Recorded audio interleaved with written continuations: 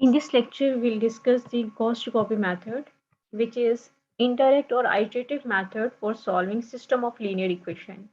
तो इसके लिए हम सबसे पहले सिस्टम ऑफ इक्वेशन कंसिडर कर लेंगे। 3x3 का हमने सिस्टम कंसिडर किया है। ठीक है, स्टेप 1 में हमें डायगनली डोमिनेंट कंडीशन चेक करनी है। डायगनली डोमिनेंट कंडीशन कैसे चेक करेंगे कि डायगनल में जो एंट्रीज हैं इनमें हम x के कोफिशिएंट को देखेंगे कि a1 का अगर हम मॉड कंसिडर करें that should be greater than the remaining terms. ठीक है, तो this should be greater than b1 mod plus c1 mod. ठीक है, हमने इसको चेक किया कि a1 का मॉड जो है वो रिमेनिंग वैल्यूज उनका मॉड कंसिडर करें और ऐड करें तो a1 ग्रेटर वैल्यू होनी चाहिए। इसी तरह अब हम नेक्स्ट चेक करेंगे b2 के लिए ये कंडीशन कि b2 mod is greater than a2 mod plus c2 mod। इसी तरह ये कंडीशन हम इसके लिए चेक करेंगे। अब हमें इसके लिए चेक करनी है क्योंकि हम डायगोनल एंट्रीज के लिए इसको चेक करेंगे कि डायगोनली डोमिनेंट के लिए इन कंडीशंस को हमें चेक करना होगा।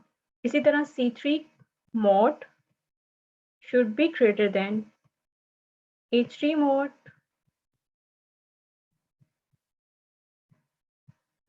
plus a3 mod plus b3 mod। ठीक है, हमने इसके मोड को चेक किया कि this should be greater than the addition of these values. ठीक है, स्टेप 1 में हमने ये कंडीशन चेक करनी है। स्टेप 2 में हमें एक्स वाई जी को सेपरेट करना है इस इक्वेशंस में।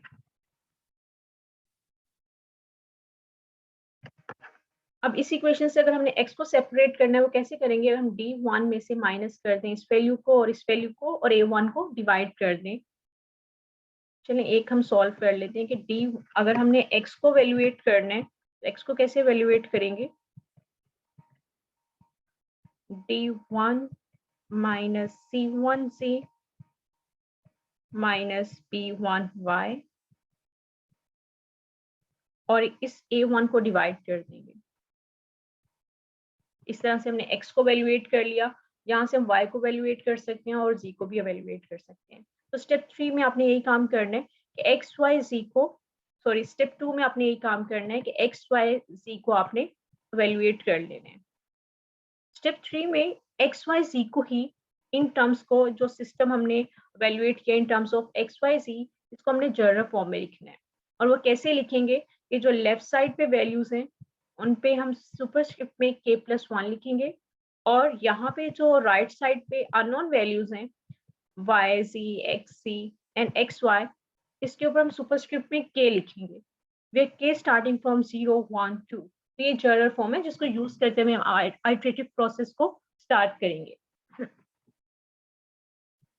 नेक्स्ट स्टेप 4 में हमने यही काम स्टेप 4 में हमें इनिशियल गेस कंसीडर करना है कि क्योंकि आइटरेटिव प्रोसेस को स्टार्ट करने के लिए हमें स्टार्टिंग में x not y not z not की वैल्यू कुछ भी कंसीडर करनी है। हम इनिशियल गेस 0 0 0 भी कंसीडर कर सकते हैं और any other values for x not y not z not हम ले सकते हैं।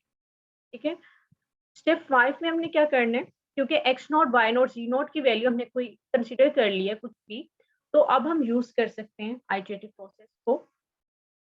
तो आइटरेटिव प्रोसेस को यूज करने के लिए हम k को 0 सब्स्टिट्यूट करेंगे इन जनरल फॉर्म। तो देखिए हमारे पास क्या आएगा, यहाँ पे अगर हम 0 सब्स्टिट्यूट कर दें तो x1 equal to 1/a1 d1 minus p1, यहाँ पे 0 आ जाएगा और यहाँ पे 0। इसी तरह इस पूरे सिस्टम में हम k को 0 सब्स्टिट्यूट करेंगे तो we get first iteration which is x1 y1 c1। यहाँ हमने राइट साइड पे k को 0 सब्स्टिट्यूट कर दिया। अब क्योंकि इसकी वैल्यू हमने फाइंड आउट की हुई है कंसीडर की हुई है इनिशियल गेस में, तो इसकी जगह हम वैल्यू सब्स्टिट्यूट कर देंगे तो we gate x1 y1 and c1। इस तरह यहाँ पे वैल्यू सब्स्टिट्यूट करेंगे और यहाँ पे तो नेक्स्ट आइट्रेशन के लिए हमारे पास x1 y1 और z1 की वैल्यू आ जाएगी। फिर नेक्स्ट स्टेप में क्या करेंगे, कंटिन्यू दिस प्रोसेस कि हम k की वैल्यू 2 सब्स्टिट्यूट करेंगे इन जनरल फॉर्म। लेकिन जब यहाँ पे k को 2 सब्स्टिट्यूट करेंगे तो यहाँ पे क्या आ जाएगा, x2 और यहाँ पे y1 और z1 जो कि आपने अभी इवेल्युएट किए, तो हम इसको यूज कर सकते हैं। इसी तरह पे k को 3 सब्स्टिट्यूट करेंगे, 4 सब्स्टिट्यूट करेंगे और ये प्रोसेस करते रहेंगे जब तक हमें रिक्वायर्ड एक्यूरेसी नहीं मिल जाती। फॉर एग्जाम्पल, अगर हमें डेसिमल के बाद 3 डेसिमल पॉइंट्स तक एक्यूरेसी चाहिए तो 3 डेसिमल पॉइंट्स, जब तक 3 डेसिमल पॉइंट्स मैच नहीं होंगे हम इस प्रोसेस को करते रहेंगे। ठीक है, अब हम एक एग्जांपल कर लेते हैं जिसमें हम सिस्टम ऑफ लीनियर इक्वेशंस को by using Gauss elimination Gauss Jacobi method के थ्रू सॉल्व करेंगे। Solve this following system of equations by using the Gauss-Jacobi method. Correct to 3 decimal places. तो हमने 3 decimal points तक मैच करना है और ये सिस्टम हमें गिवन है। ठीक है, और इसमें हमने उन्हीं स्टेप्स को फॉलो करने हैं जो अभी हमने ऊपर डिफाइन किए हैं। तो स्टेप 1 में चेक करना है कि डायगनली डोमिनेट सिस्टम है कि नहीं। उसके लिए आपको क्या करना होगा कि डायगनल में जो एलिमेंट्स हैं, जैसे यहाँ पे आपने A1 8 को चेक करना है और बी को चेक करना है, B2 को और C3 को। जो डायगनल एंट्रीज हैं इनको चेक करना होगा। तो कंडीशन क्या आती है कि A1 mod is greater than the remaining values which is -3 mod plus this value mod 2 mod, और ये कंडीशन सेटिस्फाई हो रही है क्योंकि 8 is greater than 5। इसी तरह हम ये कंडीशन चेक करेंगे कि 11 का अगर हम मॉड कंसीडर करें that should be greater then 4 mod plus -1 mod, क्योंकि इसकी वैल्यू -1 है। तो ये भी कंडीशन होल्ड कर रही है कि 11 इज ग्रेटर देन 5। इसी तरह यहाँ पे भी कंडीशन होल्ड कर रही है क्योंकि 12 का अगर मॉड कंसीडर करेंगे और इन दोनों वैल्यू का मॉड लें और ऐड करें तो फिर क्या आएगा 9 एंड 12 इज ग्रेटर देन 9। तो ये डायगनली डोमिनेंट कंडीशन होल्ड कर रही है सिस्टम के लिए। तो ये स्टेप 1 में यही काम करना है कि हमने ये कंडीशन चेक की और फिर डायगनल में जो एलिमेंट्स उनके लिए चेक की और ये जो कंडीशन है ये होल्ड कर रही है। अब हम स्टेप 2 पे मूव कर सकते हैं। अगर ये कंडीशन होल्ड नहीं करेगी तो हम स्टेप 2 पे मूव नहीं करेंगे बल्कि यहाँ पे स्टॉप कर देंगे। हमें कोई और मेथड चूज करना होगा for solving that particular system. तो स्टेप 2 में हम क्या करेंगे, एक्स वाई जी की फॉर्म में लिखेंगे इक्वेशंस को, जो भी सिस्टम हमें गिवन है। तो अगर इस सिस्टम को हमने एक्स वाई जी की फॉर्म में लिखना है तो हमें क्या करना होगा, इसको या अगर इक्वेशन 1, इसको हम इक्वेशन 1 अगर कंसीडर कर लें तो यहाँ से अगर हमें x की वैल्यू इवैल्यूएट करनी है तो हम कर सकते हैं। कैसे करेंगे, 20 माइनस, बल्कि ये माइनस है तो इस तरफ प्लस हो जाएगा, तो 20 प्लस 3y माइनस 2z और इसको 8 से डिवाइड करेंगे तो वी विल गेट x। ठीक है, तो यहाँ से हमने x को वैल्यूएट कर दिया, इस वैल्यू को भी माइनस कर दिया, इसको प्लस कर दिया और 8 से डिवाइड कर दिया, मेरे पास x की वैल्यू आ गई। इस तरह से इक्वेशन 2 से हम अगर इसको आप कंसीडर कर लें इक्वेशन 2, तो यहाँ से y को वैल्यूएट करने के लिए भी इसी तरह से हम y की और इक्वेशन 3 से z की वैल्यू वैल्यूएट कर लेंगे। तो स्टेप 2 में हमें यही करना होगा कि हमें सिस्टम में से x, y, z को वैल्यूएट करना होगा। हमने x को वैल्यूएट कर लिया, y को एंड z को इक्वेशन 1, 2 और 3 से। तो फिर हमने स्टेप 3 में क्या करना है कि जो हमने x, y, z की फॉर्म में इवैल्यूएशन किए, हमें इसी सिस्टम को जर्नल फॉर्म में कन्वर्ट करना है ताकि हम आइटरेटिव प्रोसेस उस पर अप्लाई कर सकें। तो इसको जर्नल फॉर्म में कन्वर्ट करने के लिए तो लेफ्ट साइड पे x, y, z है, उसके हम उसमें सुपरस्क्रिप्ट में k+1 लिखेंगे, k+1। इसी तरह y पे भी हम सुपरस्क्रिप्ट में k+1 लिखेंगे और z पे भी k+1। और जो राइट साइड है इसमें जो अननोन वैल्यूज हमने फाइंड आउट करनी है जैसे y और z, इस पे हम k सुपरस्क्रिप्ट में k लिखेंगे। इसी तरह z और किसी कांस्टेंट वैल्यू पे हमने k वैल्यू नहीं लगानी, ठीक है। ये सिर्फ अननोन वेरिएबल के ऊपर हम सुपरस्क्रिप्ट में ऐड करेंगे। इसी तरह x के ऊपर हम ऐड कर देंगे और z पे। इसी तरह हम यहाँ पे भी k ऐड कर देंगे और y पे भी, तो वी गेट दिस फॉर्म, ठीक है। दिस इज स्टेप 3 कि हमने जो x y z के फॉर्म में सिस्टम बनाया उसे कोई हमने जनरल फॉर्म में कन्वर्ट कर देना है। स्टेप 4 में हमें क्या करना है, हमें एक इनिशियल केस कंसीडर करना होगा x not, y not and z not, क्योंकि यहाँ पे जो k की जो वैल्यू है वो 0 से स्टार्ट हो रही है, 0 1 2 एंड अप टू सो। तो आइटरेटिव प्रोसेस जब हम अप्लाई करेंगे और k की वैल्यू 0 सब्स्टिट्यूट करेंगे, तो यहाँ पे हमें y 0 की वैल्यू इनिशियली चाहिए होगी इस सिस्टम को आगे इवेलुएट करने के लिए। हमें यहाँ पे k की वैल्यू 0 सब्स्टिट्यूट करेंगे तो z 0 की वैल्यू फाइंड आउट करना होगी। हमें initial guess x y z खुद से फाइंड आउट करना होगा, ठीक है। तो स्टेप 4 में हम इनिशियल गेस कंसीडर करेंगे x not, y not, z not की वैल्यू, और वो हम कुछ भी कंसीडर कर सकते हैं। हम इनिशियली इन वैल्यू को x not, y not, z not को 0 0 0 भी ले सकते हैं और कोई और वैल्यू भी कंसीडर कर सकते हैं, ठीक है। इसके बाद हम अब स्टार्ट कर सकते हैं आइटरेटिव प्रोसेस। हम k को 0 सब्स्टिट्यूट करेंगे इन जनरल फॉर्म। तो यहाँ पे अगर देखें, अगर हम 0 सब्स्टिट्यूट करेंगे तो क्या आएगा, x1, क्योंकि 0 हम k को 0 ले रहे हैं तो 0 + 1 = 1, और यहाँ पे करेंगे तो y0 c0, इस तरह यहाँ पे y1 आएगा in terms of this value, और यहाँ पे k की जगह हम 0 सब्स्टिट्यूट कर देंगे, इस तरह यहाँ पे भी।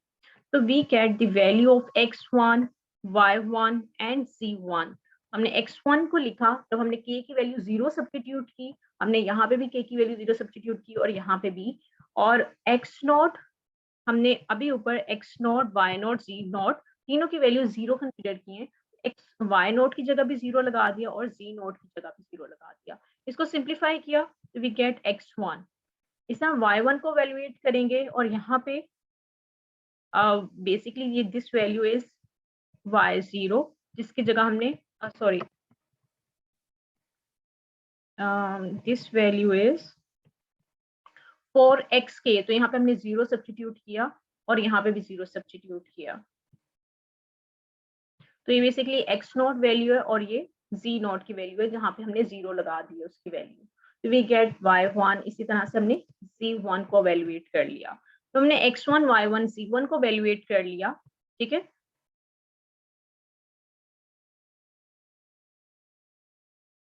अब हम k को 1 सब्स्टिट्यूट करेंगे इन जनरल फॉर्म। पहले हमने 0 सब्स्टिट्यूट किया, we get x1, y1, z1। अब हम k को 1 सब्स्टिट्यूट करेंगे इन जनरल फॉर्म, तो वी गेट, अब यहाँ पे देखें जनरल फॉर्म हमें क्या गिवन थी, ये यहाँ पे अगर हम k की जगह 1 सब्स्टिट्यूट करेंगे तो वी गेट x2, और x2 के लिए यहाँ पे हमें y1 चाहिए और z1 चाहिए, जो कि हम ऑलरेडी इवेलुएट कर चुके हैं, उसको यहाँ पे हम यूज करेंगे।